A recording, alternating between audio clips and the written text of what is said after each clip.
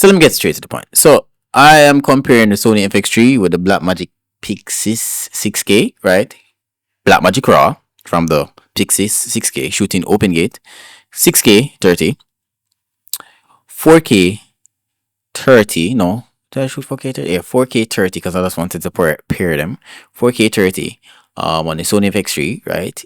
Shooting externally over HDMI to the Blackmagic Video Assist 12G, and I wanted to say the both raw codec from both cameras. I mean, color grading both of them to look the same looks good. I'm not gonna lie. One thing though, which I find really dumb, I really don't see the sense of shooting externally Blackmagic RAW using the Sony FX3 or any Sony cameras per se, because when it comes down to shooting Blackmagic RAW, I think that you should have the option to like change ISO, tint, white balance, right? You're very limited when it comes down to shooting FX3 externally Blackmagic RAW, you know, the whole works.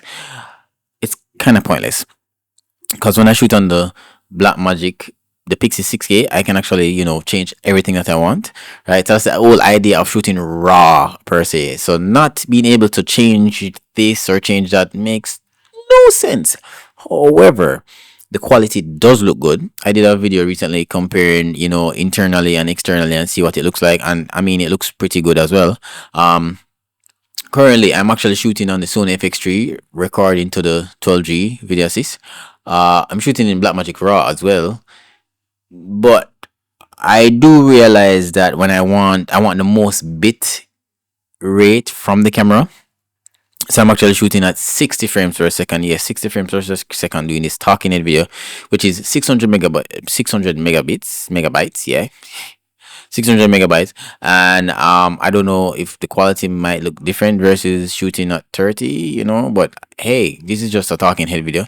And I must say, like, when I'm shooting it, I'll prefer the Blackmagic footage as rates like skin tone, yo, like everything. Like that 6K sensor is pretty dope. But guys, I must say that outside of, you know, comparing both of them, like, in all honesty, I don't think I'll even shoot Blackmagic RAW like for an event or just overall. Unless I do not testing, but not for like client work, because like I really don't need to shoot like that. As relates to like the file size, I mean, of course, the Blackmagic file size is larger than the Sony's file size, but because like authentic Blackmagic RAW versus fake Blackmagic RAW, so that's really the case why I did this test. I'm like, does it make sense to shoot on the Sony FX3 using the Blackmagic RAW? I mean, shooting to the monitor and shit like that, but I'm like, yeah. So you guys can be the judge. You get me? You guys can be the judge. So this was just a quick take. You get me? Because I'm like, yo, I got both cameras. Oh, let me just point this out. If you're considering to buy the Sony FX3 or the Blackmagic PYXIS 6K, two different cameras, like legit two different cameras. So my opinion would be anyone can work, but if I should choose, it's kind of hard to choose. It depends on what you want. You know, the FX3 is really a compact camera versus the PYXIS 6K, which is compact but not as FX3. You know, the FX3 is like really a run and gun type of camera. You know, we can put the top handle on it and stuff like that.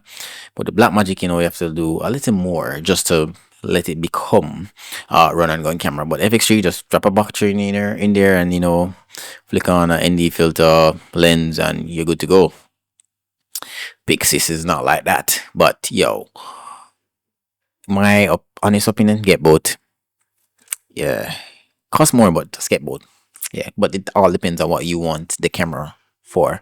So that's it for this video. So I'll talk to you again in another video. I don't know, I want to compare the raw codec in this camera versus one of my Fuji raw codec. Yeah, so peace.